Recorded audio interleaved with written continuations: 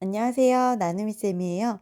오늘은 2023년 경기교육 기본계획 두 번째 역량에 대해서 한번 살펴보려고 해요.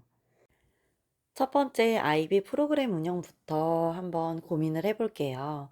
어, 이 IB 프로그램 자체가 이 학생들을 스스로 호기심을 갖게 하고 그리고 스스로 문제를 탐구하면서 개별이나 또는 팀워크를 통해서 이 문제를 발굴하고 프로젝트를 수행하는 학습 프로그램이라고 생각하시면 돼요.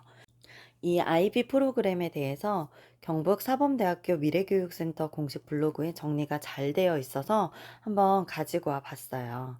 그래서 자세히 살펴보시면 이 탐구식 프로그램 운영해서 강의식으로 집어넣는 교육이 아니라 학생들이 스스로 사고하고 생각해서 꺼낼 수 있는 교육을 하겠다. 그리고 결과를 가르치는 게 아니라 그 탐구하는 과정 속에서 과정을 가르치는 교육. 그래서 의사소통 능력이랑 이게 협업 능력 같은 거 굉장히 강조하고 있거든요. 그리고 문제 해결력보다는 문제 발굴력. 그리고 지식 소비자보다는 그대로 받아들이는 소비자가 아니라 지식을 스스로 가공하고 만들고 그리고 문제 해결을 통해서 지식을 생산하는 생산자로 성장하게 하겠다. 그리고 현존 직업을 취업 준비를 위한 교육이 아니라 이제 미래의 직업을 창출할 수 있는 역량을 기르는 교육을 하겠다라고 되어 있어요.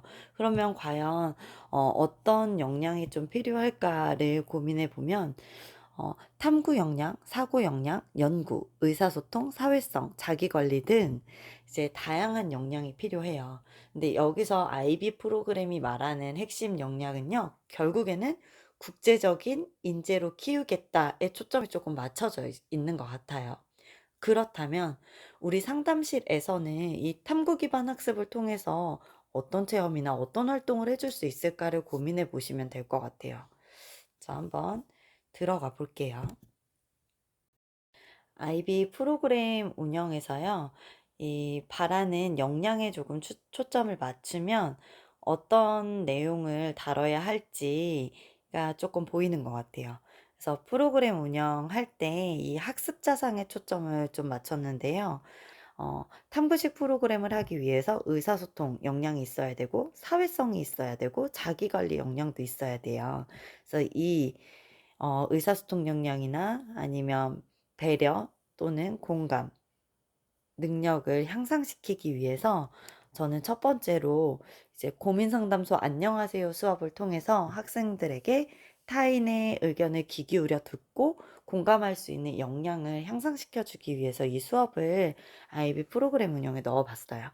그래서 요거 제가 실제로 학교에서 운영을 했었는데 이제 한 명의 친구가 고민 상담소 프로그램 아시죠? 그 프로그램에 고민을 말하러 나온 친구처럼 나의 고민을 얘기하겠다라는 친구가 나와서 고민을 발표를 하면 반 전체 친구들이 그 전에 이제 공감을 어떻게 하는지에 대해서 교육을 조금 받아요. 그 다음에 학생들이 고민을 말한 친구에게 포스트잇에 공감하는 내용을 간단하게 적는 거예요. 그래서 스스로 발표할 수 있는 사람은 하고요. 나는 조금 부끄럽다 하는 친구들은요. 그 공감 박스에 그 포스트잇을 넣어서 상담 선생님이 직접 읽어주고 다 읽어준 포스트잇은 하나씩 칠판 앞에 나와서 공감 트리에 붙이는 거였어요. 그래서 베스트 공감상을 뽑아서 베스트 공감자상이라고 해서 상장을 주기도 했거든요. 이 내용을 가지고 면접 장면에서 말을 한다면 어떻게 말할 수 있을지 한번 시연을 해볼게요. IB 프로그램을 운영하게 된다면 탐구식 수업의 프로그램에 집중하기보단 그에 필요한 역량에 초점을 맞추고 싶습니다. IB 프로그램의 핵심 역량으로는 의사소통 능력, 사회성, 자기관리와 관련된 부분이 핵심 역량이기 때문에 이러한 의사소통 능력, 사회성, 자기관리를 할 수 있는 역량들을 키워주는 프로그램들을 운영하겠습니다.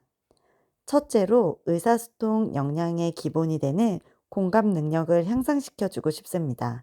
고민 상담소 안녕하세요 상담 수업을 실시하도록 하겠습니다. 한 명의 친구가 고민을 말하고 반 전체 친구들이 포스트잇에 공감 내용을 적어 칠판 앞에 공감나무에 포스트잇을 발표한 후에 붙이는 것입니다. 이에 고민을 말한 친구는 공감을 말하며 비슷한 고민에 대한 보편성을 느끼고, 그리고 공감 연습을 해보고 공감 받는 사람의 감정과 표정을 살펴보며 친구들은 진정한 공감을 체험을 통해서 느낄 수 있습니다. 이로 인해 타인을 이해하는 능력을 증진시킬 수 있도록 하겠습니다. 타인을 공감하고 이해하는 능력이야말로 의사소통 능력의 첫 번째 단추이기 때문입니다. 둘째, 축제에서 또래 상담 부스를 운영하도록 하겠습니다. 또래 상담자 학생들의 질 높은 상담자 교육 이수 후에 또래 상담을 실시할 수 있도록 하겠습니다. 이를 통해서 학생들은 또래 상담자는 상담자의 역할을 체험하고 상담을 준비하기 위해 상담에 대한 이론을 심층적으로 탐구할 수 있기에 IB 프로그램 운영의 취지와도 일맥상통합니다. 또한 일반 학생들은 또래와의 상담을 통해 연대감을 느끼고 상담을 간접 체험할 수 있는 기회를 얻을 수 있습니다. 이를 통해 학생들은 서로 소통하는 방법을 증진시킬 수 있는 기회를 얻을 수 있을 것입니다.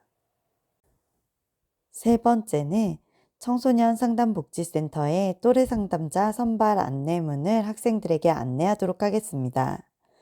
지역 내 청소년 상담복지센터에 또래 상담자의 활동, 교육, 활동 성과 등 안내하고 지원 및 선발 관련 안내문을 배포하도록 하겠습니다. 청소년 상담복지센터에서는 이 학생들의 또래 상담자로 선발된 후 자체적으로 학생들이 또래 상담자 활동을 기획하고 그 기획한 내용을 바탕으로 그 실현하고 목적을 달성하는 것까지 학생들이 주도적으로 하고 있습니다.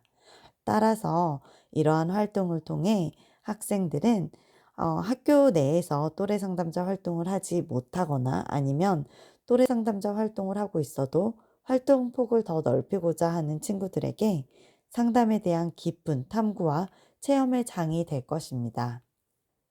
상담 분야에 관심 있는 학생들에게 선택의 폭을 훨씬 넓혀줄 수 있을 것입니다. 위 세 가지 활동이 모두 상담에 대해서 깊이 탐구하고 이해함과 동시에 실천적인 상담 활동을 통해서 학생들이 배려하고 공감하는 진정한 의사소통 능력을 기를 수 있을 것이라 생각됩니다. 디지털 시민성 교육 강화와 관련된 내용을 다뤄볼게요. 첫 번째는 비판적 사고력 증진 교육이에요. 저는 이것을 비판적 신문 읽기 교육이라고도 했어요. 실제 제가 학생들하고 함께 해봤던 교육이고요. 온라인 기사 제목을 비판적으로 분석하는 능력을 키워주는 거예요. 어, 기사 제목을 제가 이제 프린트해서 나눠주는데 조금 논란의 소지가 있는 기사 제목 같은 것을 학생들에게 나눠주는 거예요. 지금 이 화면을 보시면 보이겠지만 실제 이게 기사 제목이거든요. 단독 피해 아동 일기장 공개. 이런 기사 제목들을 학생들에게 나눠주고 이 제목에서 어떻게 문제가 될 만한 소지가 있는지를 토론하게 하는 거예요. 그럼 학생들이 알아요. 피해 아동 일기장 공개하는 거 이거 안 될 것 같은데 이거 문제가 될 수 있지 않아요? 이렇게 얘기만 해도 굉장히 잘한 거라고 칭찬을 많이 해줬거든요. 맞아요. 피해 아동 일기장 공개하는 거 인권 침해 요소가 될 수 있는 부분이죠. 이렇게 학생들에게 사이버 폭력 사건이 발생했을 때 2차 가해를 하지 않는 올바른 시민의식도 향양시켜 줄 수 있고, 그리고 정보를 좀 선별하고 가치 있는 정보를 판단하는 능력까지도 기를 수 있어요. 그래서 마지막 수업에서는 이제 국제도서관연맹의 가짜뉴스 판별 가이드가 있어요. 그래서 여기에 들어가서 이제 출처나 작성자, 근거 등을 실제로 너희가 이거 가짜뉴스인지 아닌지를 판별할 수 있는 것들이 있다 하고 아이들에게 정보도 함께 제공을 했었어요. 그래서 요걸 넣었고, 두 번째는 사이버 법률 교육이에요. 학생들이 보통 비난이나 혐오 표현, 비방 등을 어, 댓글로 이제 하는 경우가 있는데 이거 모욕죄로 처벌받을 수 있다 하고 조금 경각심을 심어주는 교육이고요. 그리고 피해를 입었을 때 피해 신고 기관 안내하는 교육까지 진행을 했어요. 그래서 결국에는 피해 발생 시에 대처 방법이나 피해 예방까지도 아이들에게 알려줄 수가 있죠. 그리고 세 번째는 디지털 시민성 교육인데요. 이거는 저는 이제 문화 속에서 이 디지털 시민성 교육이 습득돼야 된다라는 신념이 있었어요. 그래서 배려나 소통을 강조하고 이것을 바탕으로 선풀 달기 캠페인.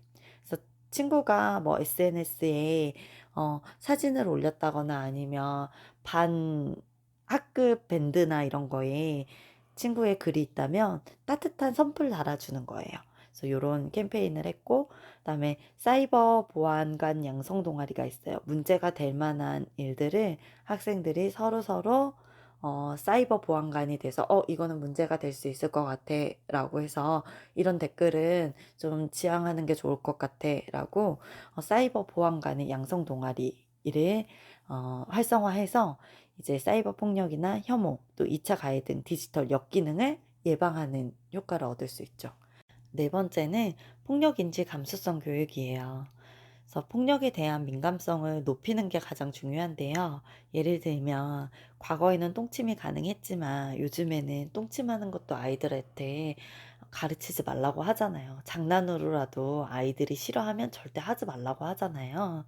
그래서 이 작은 폭력에 대해서도 조금 더 민감성을 높여야 되는 것 같아요. 요즘 시대에는. 그래서 보시면 동의와 관련된 동영상을 활용하는 교육을 했었어요. 그래서 동의에 반하는 행위가 곧 폭력이 될 수 있다라는 교육이에요.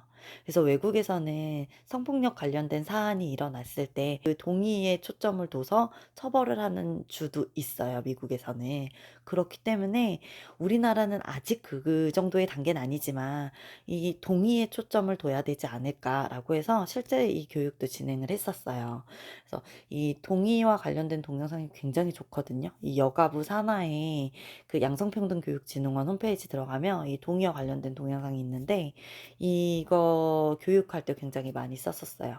그래서 결국에는 학교 폭력도 마찬가지고 디지털 시민 교육도 마찬가지고 모든 교육에 상대방이 싫어하거나 동의하지 않았다면 이게 지속됐을 때 괴롭힘이 될 수도 있다라는 교육을 통해 폭력에 대한 인지 감수성을 높여줘야 되는 거죠. 다섯 번째는 디지털 윤리교육, 정보 이용에 관한 윤리교육을 통해서 사이버상의 학생들의 시민성을 높일 수 있도록 하겠다라고 하시면 되고, 그리고 청소년 상담 복지센터 연계된 부분은 이제 학교폭력 예방교육일을 캠페인을 진행할 수가 있어요. 이 청소년 상담 복지센터와 학교와 연계해서. 그래서 이때 가장 좋은 거는 학생들이 학교 폭력 생각하면 딱 학교에만 도움을 요청해야 된다라고 생각하지만 이렇게 협업해서 학교 폭력 예방 교육을 했을 때는 학교에 혹시라도 말 못할 사정이 있다면 우선은 청소년 상담복지센터에 먼저 문을 두드려도 된다. 라고 해서 학생들에게 다양한 도움을 요청할 수 있는 기관들을 안내할 수가 있거든요. 그래서 이것을 또래 상담 동아리와 함께 캠페인 활동도 제가 진행을 했었는데 요거 굉장히 학생들이 좋아했어요. 특히나 이 청소년 상담 복지센터랑 연계를 하면요. 여기서 좀 이렇게 물품들을 준비해서 오실 수가 있어요. 여기도 예산이 조금 있어서. 그러면 볼펜이라든가 아니면 간식 조금 이렇게 준비해서 같이 오시거든요. 그럼 상담실에서 준비한 것들과 이 청소년 상담 복지센터에서 준비한 것들이 학생들에게 같이 나눠지니까 학생들이 굉장히 좋아하더라고요. 그래서 요런 것들을 할 수 있다는 것을 알려드릴게요. 다음은 주도성과 창의성을 키우는 교육과정 운영이에요. 학생들이 요구를 말하고 그 요구를 상담실에서 적절히 수용함으로써 적극적으로 자신의 의견을 말하면서 학생들의 주도성을 향상시키는 행사를 좀 기획을 해봤어요. 첫 번째는 상담실에 바란다 요구조사예요. 학기 초에 이제 상담실에서 했으면 하는 행사를 게시판에 크게 적어서 이 스티커를 많이 붙이면 그 행사를 직접 상담실에서 기획하는 거죠. 그래서 이로 인한 효과는 자신이 요구한 행사를 상담실에서 실제로 운영하는 모습을 통해서 자신의 요구를 주체적으로 표현할 수 있는 기회를 제공해서 자기 주도성을 향상시키는 게 목표이자 효과예요. 두 번째는요, 학교폭력 예방 캠페인을 기획하고 운영하는 거예요. 이때 또래 상담자 학생들에게 전적으로 캠페인의 기획과 운영 방법을 맡기고 학생들이 주도적으로 토의와 토론을 할 수 있는 장을 마련해 주는 거예요. 이런 학교폭력 예방 캠페인의 기획과 운영을 맡긴 것에 대한 효과는 이제 토론과 토의를 통해서 협동과 협력이 향상될 거고, 기획을 주도적으로 계획함과 동시에 자기주도성이 향상되고, 그리고 뭐 전시회나 팻말이나 뭔가 이런 창의적인 아이디어들이 학생들에게 나올 거예요. 그러면 결국에는 학생들의 창의적인 역량까지도 향상시킬 수 있는 것이죠. 세 번째는 꿈이 없어도 괜찮아 집단 상담이에요. 꿈이 없어도 괜찮다는 전제하에 10년 후의 나의 모습을 상상하게 하는 활동을 함으로써 미래를 좀 진지하게 탐색해 보는 거죠. 부담 없이 진지하게 탐색해 보는 활동으로 구성이 되어 있어요. 그래서 이 효과는 자신의 미래를 좀 편안하게 부담 없이 탐색할 기회를 제공할 수 있고, 자기 이해를 통해서 삶을 스스로 설계하는 주도성을 향상시킬 수 있어요. 그리고 비슷한 고민을 하는 또래 친구들과 보편성을 경험함으로써 내 미래를 생각함으로써 나의 삶을 주도적으로 계획하고, 그다음에 내 미래를 또 꿈꿔봄으로써 내 미래에 대한 창의적인 생각도 할 수 있는 것이죠. 네 번째는 방학 전 생활계획표 작성 양식 및 어플을 각 학급에 전달하는 거예요.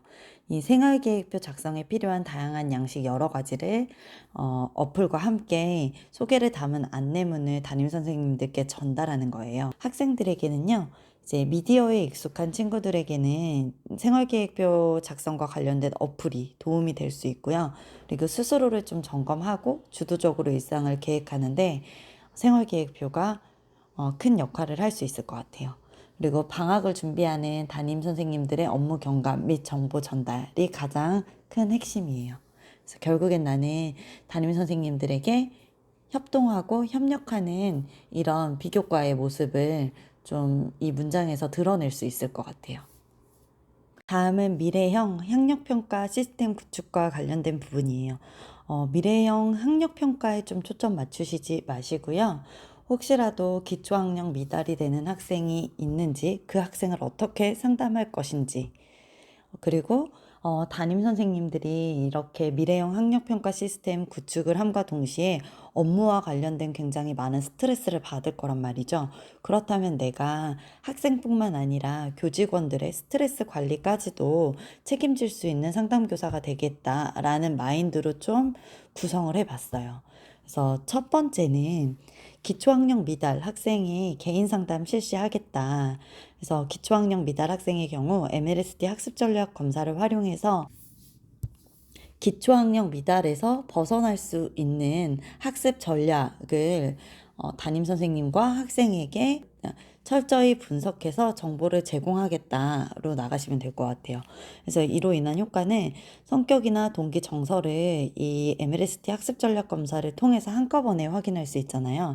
그러면 이 학생이 시간 관리가 잘 되는지, 그리고 공부 환경은 적절한지 등을 점검하고 이를 통해서 개인 상담을 실시함으로써 조금 더 심층적으로 관리를 하는 거죠. 그리고 맞춤형 지도 방법을 가정과 담임 선생님 그리고 학생에게도 안내하여 도움을 줄 수 있을 것이다. 이게 첫 번째고요. 그리고 두 번째는 이제 학생뿐만 아니라 담임 교사 선생님들의 이 스트레스 관리를 철저하게 하겠다. 이 교사 대상으로 할 수 있는 직무용 스트레스 검사지 구입해서 이 새로운 미래형 학력평가 시스템이 구축됨으로써 이 업무가 많이 늘어나고 스트레스가 많을 것을 대비해 교사들의 정신 건강을 책임지도록 하겠다. 그래서 이로 인한 효과는 교직원들의 스트레스도 관리하여 직무 효율을 높이고, 스트레스가 극에 달한 경우에는 교직원 상담을 연결 및 안내하도록 하겠다. 세 번째는요, 학급 및 교직원의 신뢰 서클을 운영하는 것이에요. 그래서 학생은 학기 초, 교직원은 분기별로 친목 도모의 일환으로 신뢰 서클을 운영하는 것이죠. 그래서 효과는 학생들이나 교직원이나 모두 고민을 좀 함께 나누고 경쟁하지 않고 서로와의 신뢰를 쌓는 계기가 될 거예요. 그래서 친목 도모를 통해 결국에는 또 스트레스를 경감하고 관계를 증진하여 이 학교 생활 자체가 학생이나 교직원이 함께 즐거울 수 있게 만드는 게 목표예요. 다음은 창의융합 교육 강화인데요. 창의융합이라 그래서 어렵게 생각하지 마시고 내가 만든, 내가 계획한 창의적인 생각이면 모두 다 괜찮고요. 그리고 융합은 뭔가 썩는다라고 생각하시면 될 것 같아요. 교과와 함께 계획하는 것도 괜찮고요. 저는 실제 면접 현장에서 어, 융합 수업과 관련된 문제가 나왔기 때문에 저는 역사 교육과 융합을 했었거든요. 근데 이렇게 교과와 융합을 해도 좋고, 그리고 다양한 놀이 치료 또는 뭐 미술 치료 이런 치료 방법과 상담을 같이 융합해도 괜찮다라고 생각을 했어요. 그래서 첫 번째는요, 놀이 치료를 적극적으로 활용하겠습니다라고 하는 거예요. 제가 이제 초등학교에서 상담을 하다 보니까 이 언어 상담이 어려운 학생들이 덜어 있어요. 이럴 때 이제 가족 인형, 친구 인형 등 놀이를 통해서 상담 및 치료를 하는 게 효과적일 때가 있어요.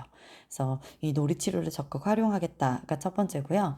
이로 인한 효과는 언어 이해, 자기 표현 능력이 부족한 학생들에게 좀 이런 가족 인형이나 친구 인형 등 이 놀이를 활용해서 충분히 자기를 표현할 기회를 제공하는 것이죠. 두 번째는 보드게임 상담 수업이에요. 실제 제가 해봤던 수업이고요. 수업 중에는 이 보드게임 수업이 학생들의 만족도가 가장 높았어요. 그래서 이 수업을 계획한 의도는 학생들이 미디어를 통해서 굉장히 많이 소통을 하잖아요. 뭐 카카오톡, 인스타, 틱톡, 그리고 게임을 통해서 소통을 많이 하고 있거든요. 보드게임이라는 놀이를 통해서도 우리 서로 즐거운 관계를 경험할 수 있다라는 것을 알려주고 싶었어요. 그리고 이 보드게임을 통해서 친구들끼리 서로 친해질 수 있다는 것을 좀 경험하게 해주고 싶었거든요. 그래서 블록 타임으로 40분, 40분 붙여서 수업을 했고요. 그리고 이 블록 타임으로 수업을 하면 타임이 길어지니까 이때 각 조에서 4명씩 짝을 지어서 그룹으로 보드게임을 하고 있다면 그 팀에서 2명씩 계속 자리를 이동하는 거예요. 20분마다 한 번씩. 그러면 학생들이 계속 조를 섞어가면서 보드게임을 하게 되는데 이때 많이 친해지더라고요. 특히나 고학년들은 남학생이나 여학생들이 서로 다른 성별의 학생들과는 게임을 하기 싫다고 하는 경우가 있었어요. 근데 막상 2명씩 계속 바꿔가면서 조를 만드니까 굉장히 재밌게 하고 있는 거예요. 그래서 이러한 모습들을 학생들에게 자각시켜 주는 거예요. 마지막에 수업이 끝나면서 내가 같이 소통하고 싶지 않은 친구랑도 앉아서 게임을 하게 되는 모습을 너희가 보고 경험하지 않았냐라고 하면서 누구나 언제나 이렇게 꼭 친해지고 싶다 말로 표현하지 않고 이렇게 보드게임만으로도 우리는 충분히 소통을 할 수 있다. 그래서 친해지고 싶은 학생이 있으면 수업 시간 외에 쉬는 시간에 보드게임을 통해서 함께 소통의 창구로 삼았으면 좋겠다. 그래서 많이 친해졌으면 좋겠어요. 하고 수업을 좀 마무리를 했었어요. 그래서 이러한 보드게임 수업의 효과는 이제 핸드폰이나 TV 등 미디어의 관계를 맺는 친구들이 보드게임을 통해서도 대화와 만남을 하면서 관계를 긍정적으로 경험할 수 있구나라는 것을 좀 일깨워 주는 거였어요. 그리고 나와 성향이나 성별이 다른 친구와도 게임을 통해서 좀 친해지고 즐거움을 느낄 수 있다는 것을 일깨우게 하는 게 목표이자 또 효과였죠. 세 번째는 역사 과목과 연계해서 역사 이해 및 공감 능력 키우기 수업이에요. 그래서 이 융합 수업을 계획한 이유는 이 내용이 실제 제가 면접 봤을 때의 구상형 1번 첫 번째 문제였기 때문이에요.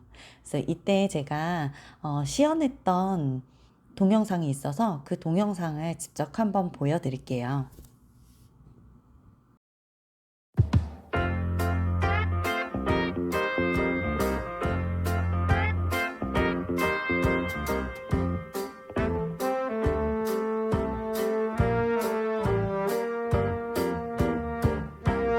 수상형 1번 답변 드리겠습니다. 저는 인성교육 활동을 선택하여 역사교과와 융합수업을 실시하겠습니다. 주제는 역사를 이해하고 공감 능력 키우기입니다. 수업의 목표는 역사 이해 및 주인공, 즉 왕들의 감정 공감하기입니다. 교육활동 내용으로는 1차 시에는 역사 교육을 통해 각 시대별 왕들의 업적 살펴보기입니다. 2차 시는 왕들의 업적을 탐색 후 관심 있는 왕 선택하기입니다. 3차 시는 왕들의 입장 및 감정 공감하기를 통해 포스트잇으로 전지에 공감 내용 붙이기입니다. 4차 시는 3차 시 내용과 왕의 모습을 그림으로 그린 후 전지에 붙여 전체 학생 대상으로 발표하기입니다. 이러한 교육활동의 효과는 역사 지식과 함께 공감 능력 키우기입니다. 2학년의 대상으로 역사 교과와 융합하여 인성교육 일환으로 위와 같은 교육을 선택한 이유는 혐오 표현이나 사이버 폭력이 갈수록 늘어나고 있어 인성교육에 필요한 기초 역량인 타인, 공감하는 능력을 역사 교과와 함께 융합 수업을 통해 공감 능력을 증진시켜 주기 위함입니다. 이상입니다. 다음으로 학생 발달 단계별 진로 교육 다양화와 관련된 내용을 이야기해 볼게요. 첫 번째는 지역사회 전문가 인터뷰 행사예요. 자신이 관심 있는 직업 분야의 어른을 주변에서 조사할 수 있도록 설문지를 배부하고 이를 작성해온 친구들에게 사탕을 증정하는 인터뷰 행사예요. 이로 인한 효과는 지역사회에 대한 자부심을 가질 수 있고 그리고 직업에 대한 현실적인 정보를 얻을 수 있죠. 그리고 미래에 대해 진지하게 생각해 볼 수 있는 기회 또한 얻을 수 있는 것이 효과예요. 두 번째는 학년별 맞춤형 진로 탐색이에요. 나의 진로 곡선 그래프를 통해서 과거와 현재, 미래의 꿈의 변화를 확인하는 거예요. 이로 인해서 진로 곡선을 통해 과거, 현재, 미래의 관심 직업의 공통점을 좀 탐색할 수 있고 학생의 관심 직업을 추후에 직업 가치관과 연계해서 개인 맞춤형 진로 직업 탐색을 할 수도 있어요. 세 번째는 학생 학부모 대상 진로 직업 관련 무료 심리검사 사이트를 안내하는 거예요. 워크넷, 커리어넷 등 무료 진로 직업 심리검사를 할 수 있는 사이트와 관련된 안내문을 발송하는 것이죠. 이로 인한 효과는 진로인식, 가치관, 흥미검사 등 무료로 받을 수 있어서 경제성이 높고요. 학생들의 발달 단계별로 쉽고 간편하게 검사를 이용할 수 있어서 접근성이 높아요. 그리고 자신이 직접 찾아보고 결과까지 살펴볼 수 있으므로 자기 주도적으로 진로 탐색이 가능합니다. 다음은 산학 연계형 직업 교육 활성화예요. 이 산학 연계형 직업 교육이라고 해서 거창하게 생각하진 않았고요. 제가 할 수 있는 범위 내에서 한번 생각을 해봤어요. 그래서 첫 번째는 지역 내 대학과 협약을 통해서 지역 내 대학에 상담실을 방문 및 견학하는 거예요. 이때 상담에 관심 있는 또래 상담자 학생들이나 또는 상담에 관심 있는 일반 학생들을 포함해서 이 상담실을 방문함으로써 상담실의 역할, 활동, 시스템을 좀 간접적으로 체험할 수 있어요. 초중고내 상담실은 상담교사가 한 명이지만 대학 내 상담실은 실제 이 상담치료센터처럼 시스템이 돌아가는 데가 많기 때문에 이 상담실의 역할, 활동, 시스템을 감적적으로 체험할 수가 있어요. 그래서 이로 인한 효과는 상담에 관심 있는 학생들에게 현실적인 정보를 제공할 수 있고 그리고 방문 및 견학을 통해서 진로 탐색에 대한 흥미 자체를 좀 높일 수 있어요. 두 번째는 의사소통 방법 교육인데요. 이 산학 연계형 직업 교육의 취지 자체가 이제 실제 기업 및 현장에서 필요한 실용과 실무 위주의 교육을 받게 하는 것이잖아요.